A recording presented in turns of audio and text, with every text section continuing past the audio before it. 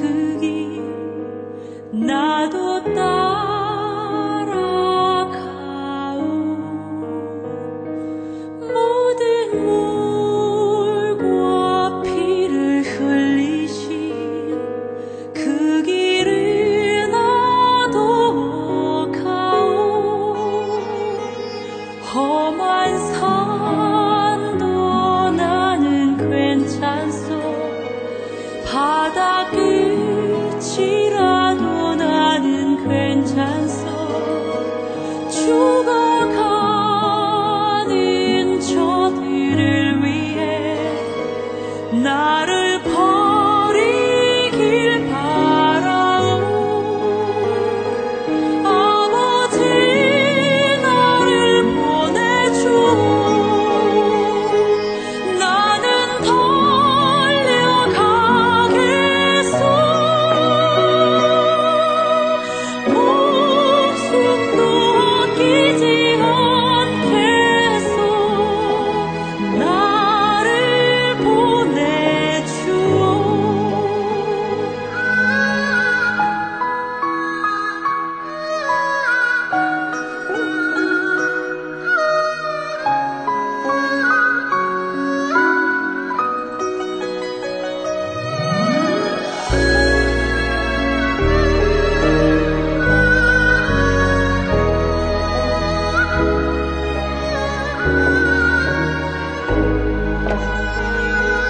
험한 산도 나는 괜찮소. 바다 끝이라도 나는 괜찮소. 죽어가는 저들을 위해 나를 버리길 바라오. 아버지 나를 보내주오. 나는 달려가겠소.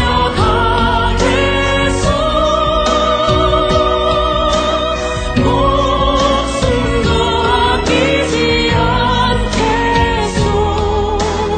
나를 보내주오. 세상이 나를 미워해도 나는 사랑하겠소.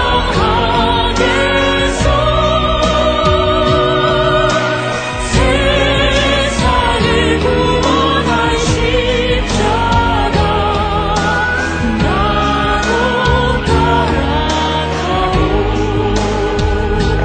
생명을 버리면서까지 나를 사랑한 당신, 이 작은 나를 받아주오.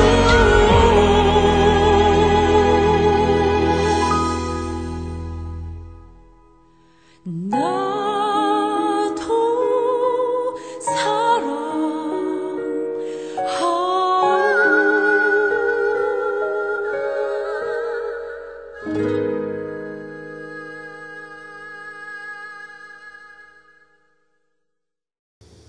찬송가 540장 찬송하시겠습니다.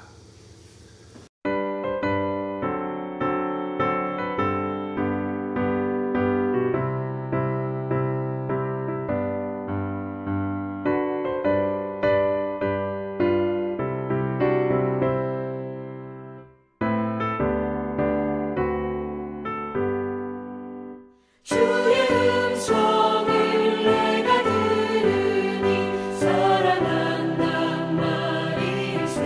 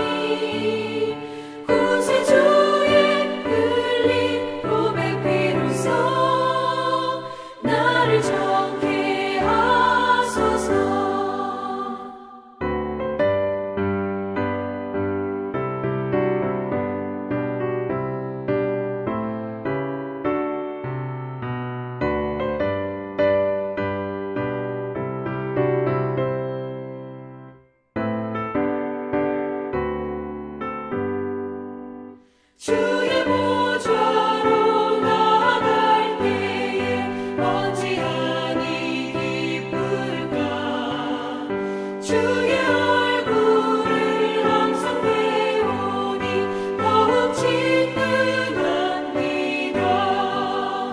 내가 매일 십자가 앞에 더 가까이 가오니 구세주의 흘린 보배 피로써 나를 정케 하소서.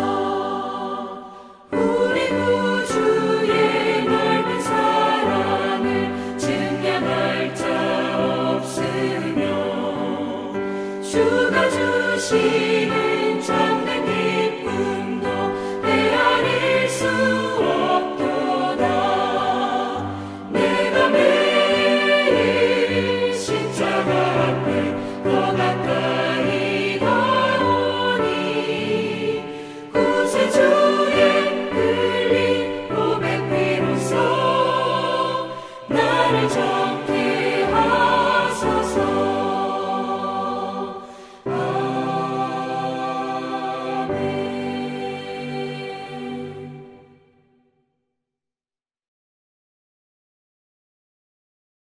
아멘. 아멘. 기도하겠습니다. 살아계셔서 역사하시는 거룩하신 아버지 하나님, 오늘도 3일 예배로 하나님의 성부를 찬양하며 말씀을 강론하게 하시니 감사와 찬양을 드립니다. 간구와 비는 특별히 요한계시록을 강의할 때에 정말 우리의 성도가 말세를 사는 이 시대에 우리가 하나님의 말씀을 더욱더 깊이 알고 깨달아서 정말 말세의 주말을 준비할 수 있는 믿음의 삶을 살 수 있도록 은혜 베풀어 주시옵소서. 특별히 환석교회를 섬기는 성도들이 한 사람도 하나님의 의도를 벗어나는 일이 없도록 도와주시고 진실로 하나님의 구원의 경륜 속에 늘 순종하며 주님의 뜻에 따라 나갈 수 있는 저희가 되게 하여 주시옵소서. 그리고 하신 아버지 하나님, 이제 하나님의 구원 계획의 마지막 때를 우리가 살아가고 있음을 깨닫습니다. 하나님, 구원의 완성을 이루어 주셔서 정말 우리에게 하나님의 약속하신 천국을 소유할 수 있는 믿음을 허락해 주시옵소서. 사랑하는 반석교회를 축복하사 부흥의 역사가 있게 하시고 성도들에게 복을 허락하셔서 더욱더 풍성함과 살아계신 하나님을 체험하며 살아갈 수 있도록 은혜 베풀어 주시옵소서. 오늘도 정을 붙들어 사용하셔서 하나님의 말씀을 강론할 때 하나님의 지혜로 충만케 하여 주시옵소서. 감사드리며 예수님의 이름으로 기도하옵나이다. 아멘. 하나님 말씀 요한계시록 10장 4절 한절 말씀 제가 직접 봉독해 드리겠습니다. 일곱 우레가 말을 할 때에 내가 기록하려고 하다가 곧 들으니 하늘에서 소리가 나서 말하기를 일곱 우레가 말한 것을 인봉하고 기록하지 말라 하더라. 아멘. 자, 여러분, 지난 시간에 이어서 요한계시록 10장 1절 3절 말씀에 또 다른 흰생 천사에 대해서 말씀을 전했는데 계속해서 말씀을 강의하도록 하겠습니다. 여러분, 하늘에서 내려온 또 다른 힘센 천사가 권세와 위엄을 가지고 말씀을 선포한 그때에 놀랍게도 일곱 우레가 말을 합니다.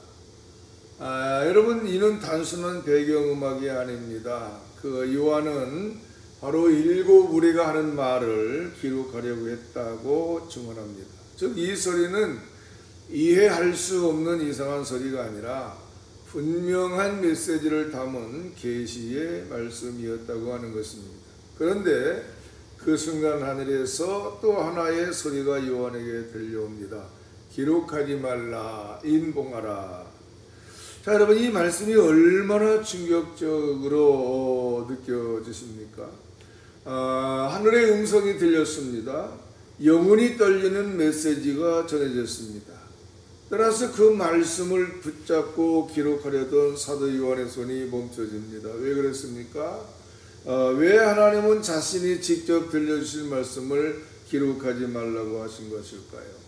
이 구절은 성경 전체 중에서도 가장 신비롭고도 깊은 구절 중 하나입니다. 즉 하나님께서 말씀하셨지만 우리에게 알려주시지 않는 계시, 말씀이 선포되었지만 기록되지 않은 말씀, 따라서 이 장면은 우리로 하여금 하나님의 침묵 속에 담긴 주권을 깊이 묵상하게 됩니다. 여러분, 우리는 모든 것을 알고 싶어 합니다. 그래서 설명되지 않은 일에 대해서 하나님께 따지고 싶습니다. 왜 그 일이 일어났습니까? 왜 그 기도는 응답되지 않았습니까? 왜 나는 아직도 기다려야만 합니까? 하나님께 묻고 따지고 싶은 마음입니다. 그러나 하나님은 오늘 우리에게 말씀하십니다. 그 말씀은 인봉되어 있다. 기록하지 말아라.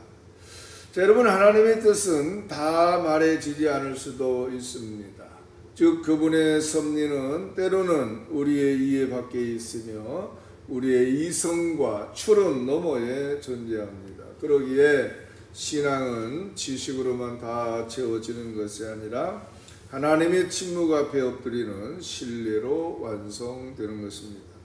즉 하나님이 우리에게 보여주시지 않더라도 그분은 보이지 않는 자리에서 여전히 선하게 일하고 계십니다.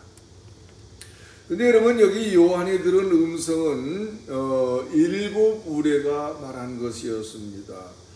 지금까지는 천사를 통해서 말을 했거나 그랬는데 7 우레가 말을 했다, 이렇게 말합니다. 여러분, 본문을 헬라어로 보면 호이 헵타 보론타이 엘랄레산이라는 말인데 7 우레가 말하였다 그랬습니다. 이거는 능동형 표현입니다. 단순히 천둥 소리가 울린 것이 아니라 음성이 있었고 말씀이 있었다고 하는 것을 강조합니다.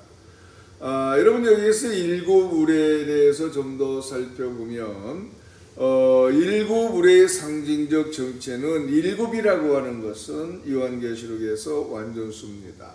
즉 하나님의 완전하고 충만한 사역이나 계획을 의미할 때 자주 사용되어집니다. 예를 들어서 7 영이라든가 7 금초대 등등입니다.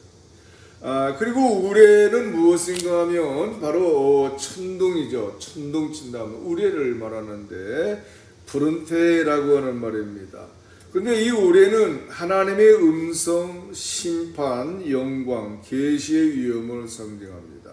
구약에서도 종종 하나님의 임재와 말씀을 우레와 번개로 묘사합니다. 따라서 7 우레는 단순한 자연현상이 아니라 하나님의 말씀을 상징하는 영적 존재 혹은 하나님 자신의 계시적 음성으로 이해할 수가 있습니다. 이렇게 바로 단순히 천둥 소리가 울린 것이 아니라 음성이 있었고 말씀이 있었다고 하는 것을 강조하는데 바로 7 우레가 말을 했다, 이런 뜻입니다.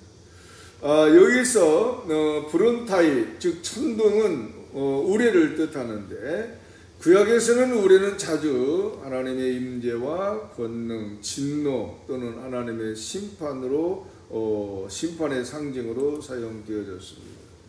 여러분, 시편 29편 보면은 여호와의 음성이 물 위에 있도다, 여호와의 음성이 우레 같도다, 그렇게 말하고 있고, 또 출애굽기 19장에도 보면 시내산에 임하신 여호와께서 우레와 번개 가운데 말씀하셨다, 이렇게 말하고 있습니다.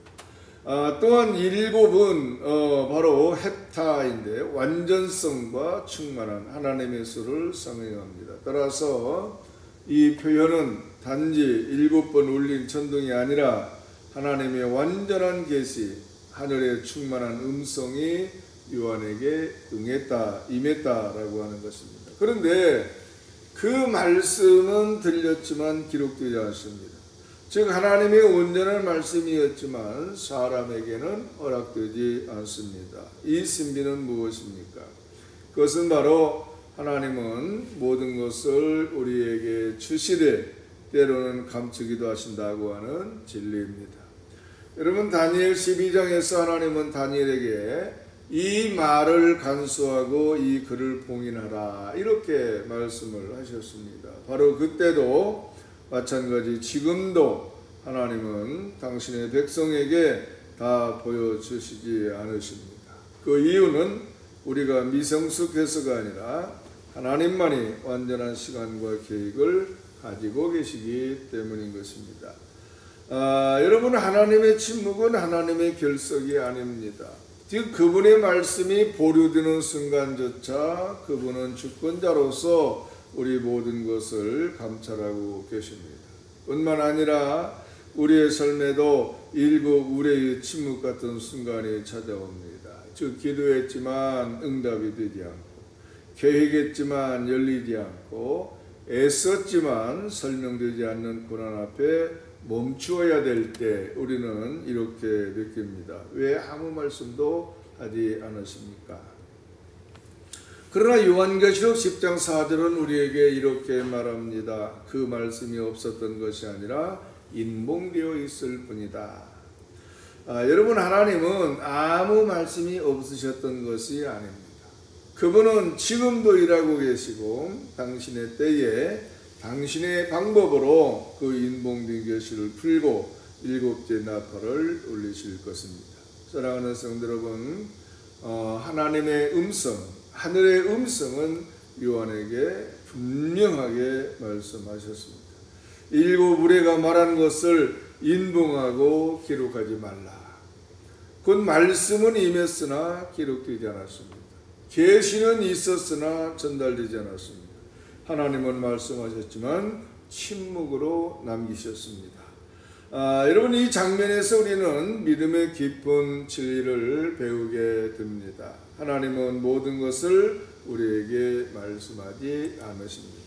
그분은 우리의 아버지시며 사랑이 많으신 주님이시지만 동시에 지혜와 주권의 하나님이시기에 우리의 이해로는 감당할 수 없는 것들을 감추시기도 하는 것입니다. 여러분, 우리는 인생의 길을 걸으며 종종 왜라고 하는 질문을 던집니다. 왜 그 고통이 나에게 왔는가? 왜 기도했는데 응답이 없었는가? 왜 하나님은 그때 침묵하셨는가? 그러나 성경은 우리에게 분명하게 가르칩니다.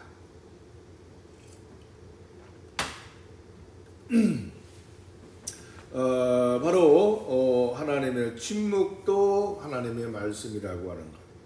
여러분, 하나님의 침묵은 결코 공백이 아닙니다. 그분은 말씀하시지 않는 그 순간에도 우리에게 가장 깊은 진리를 가르치고 계십니다. 여러분, 믿음은 언제 자라게 되어집니까? 바로 모든 것을 알고 있을 때가 아니라 보이지 않을 때 자랍니다. 지금 이 순간 하나님의 뜻이 명확히 보이지 않더라도 그분의 선하심을 신뢰하고 그분 앞에 엎드리는 것, 바로 그 자리가 참된 믿음의 자리인 것입니다. 따라서 기록되지 않은 계시 앞에서 또 감추어진 음성 앞에서 우리의 영혼은 이렇게 말할 수 있어야 됩니다. 하나님, 나는 지금 모르지만 주께서 아십니다. 하나님, 나는 설명할 수 없지만 주의 사랑은 변함없습니다. 하나님, 나는 들을 수 없어도 여전히 주께서 말씀하신다고 믿습니다. 이러한 고백을 우리가 해야 된다고 하는 것입니다. 여러분, 오늘 본문은 단지 요한 개인의 체험을 기록한 것이 아닙니다. 오늘 이 말씀은 오늘을 살아가는 교회를 향한 메시지입니다. 여러분, 우리는 인생의 여정 속에서 종종 인봉된 비밀 앞에 서게 됩니다. 즉, 하나님이 일하고 계시지 않은 것처럼 보이는 순간, 기도가 허공을 맴도는 것처럼 느껴지는 밤, 모든 계획이 막히고 모든 기대가 흔들리는 계절, 그때 우리는 이 말씀을 기억해야 됩니다. 기록되지 않았을 뿐 하나님은 말씀하셨다. 따라서 여러분, 침묵은 하나님의 부재가 아니라 하나님의 깊은 임재인 것입니다. 하나님은 때로 음성으로 말씀하시고 때로는 말씀하시지 않음으로써 우리를 이끄십니다. 여러분, 요한은 큰 천사의 권세, 사자의 울부짖음, 일곱 우레의 선포, 그 모든 장엄한 계시를 체험한 후에 갑자기 기록하지 말라는 명령을 듣습니다. 즉 말씀이 폭발하는 순간과 말씀을 멈추어야 하는 순간이 공존하고 있습니다. 여러분, 이것이 바로 신앙의 현실이라고 하는 것을 우리가 깨달아야 됩니다. 여러분, 우리의 인생도 이와 같습니다. 하나님의 역사를 분명히 체험한 직후에 갑작스러운 정적이 찾아올 수 있습니다. 그러나 그 정적은 심판과 구원이 시작되기 전에 신성한 고요입니다.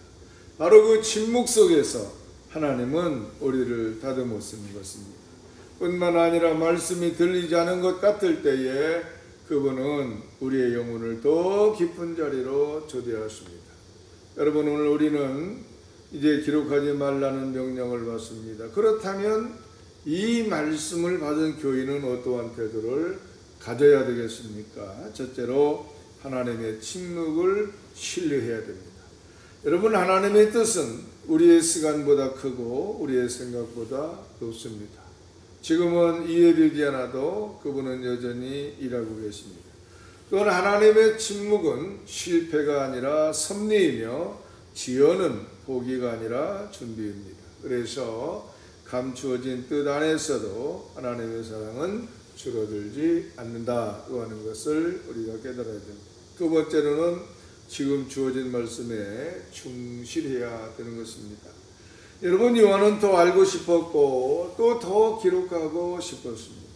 그러나 그는 멈추었습니다. 여러분, 우리에게 주어지지 않은 계시를 추적하려고 노력하지 마십시오. 이미 우리에게 주어진 말씀, 바로 이 성경의 복음, 회개의 촉구, 거룩한 삶의 부르심, 바로 그것에 충실히 반응하시기를 바랍니다. 신비를 쫓다 보면은 복음의 본질을 놓칠 수가 있습니다. 감추어진 계시에 탐닉하기보다 드러난 하나님의 말씀에 순종하시기 바랍니다. 지금 우리에게 필요한 것은 더 많은 지식이 아니라 더 깊은 순종과 인내인 것입니다. 그리고 세 번째로는 끝까지 순종하며 기다리시기 바랍니다.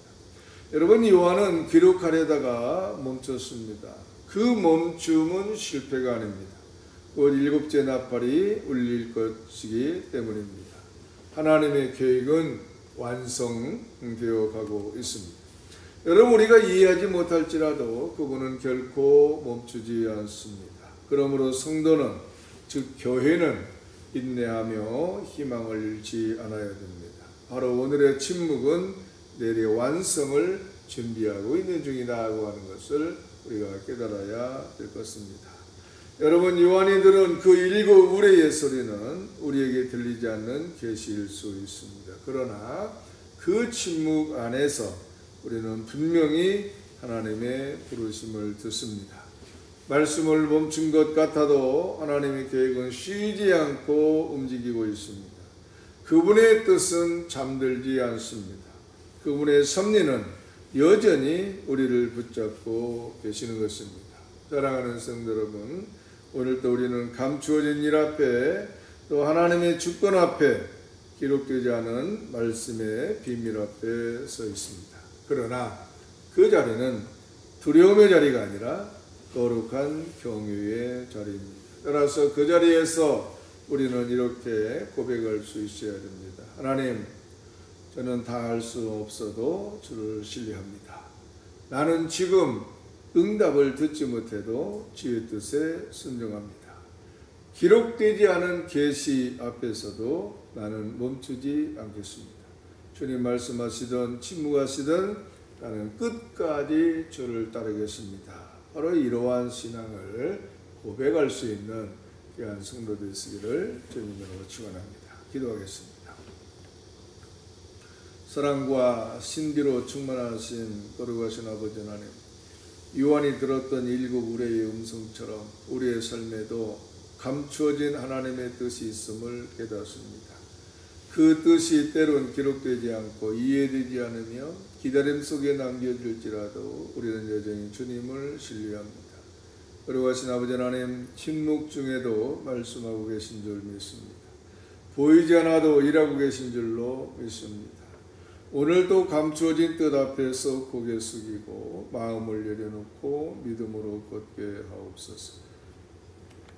우리의 삶이 주어진 말씀에 충실하게 하시고 미래에 드러날 하나님의 계획 앞에서 끝까지 기다리며 순종하는 교회가 되게 하옵소서. 주님의 뜻은 중단되지 않고 주의 음성은 결코 멈추지 않으며 주의 사랑은 언제나 우리를 이끌고 계심을 고백하며 살아가게 하여 주시옵소서. 감사드리며 예수 그리스도 이름으로 기도합니다. 아멘. 찬송가 430장 찬송하시겠습니다.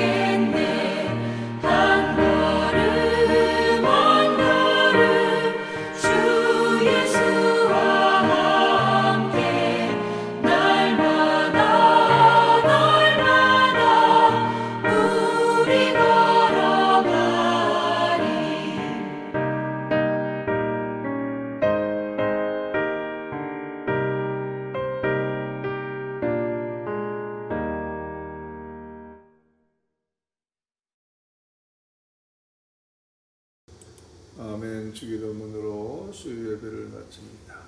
하늘에 계신 우리 아버지여, 이름이 거룩히 여김을 받으시오며 나라가 임하시오며 뜻이 하늘에서 이루어진 것 같이 땅에서도 이루어지이다.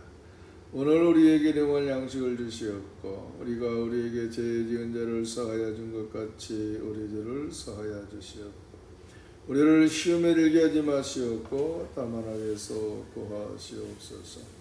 나라와 권세와 영광이 아버지께 영원히 있사옵나이다. 아멘. 수요 예배를 모두 마칩니다. Go now as you are or as you wanna be. Are you ready? Are you ready? Yes, to come.